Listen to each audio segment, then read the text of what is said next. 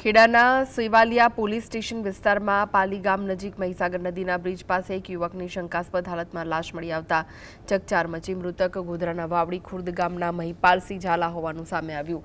થોડા દિવસો અગાઉ પત્ની સાથે થયેલા ઘર્ષણ બાદ મહિપાલસિંહ ગુમ હતા. ત્યારબાદ તેમની લાશ બાવળના ઝાડ પર લટકતી હાલતમાં મળી આવી. માથાના ભાગે ઈજાના નિશાન મળતા પોલીસે હત્યા કે આત્મહત્યાની દિશામાં તપાસ શરૂ કરી. એલસીબી, એફએસએલ, ડોગ સ્ક્વોડ અને ટેકનિકલ ટીમે તપાસ હાથ ધરી છે. સીસીટીવી અને મોબાઈલ ડેટાના આધારે રહસ્ય ઉકેલવાના પ્રયાસો ચાલી રહ્યા છે.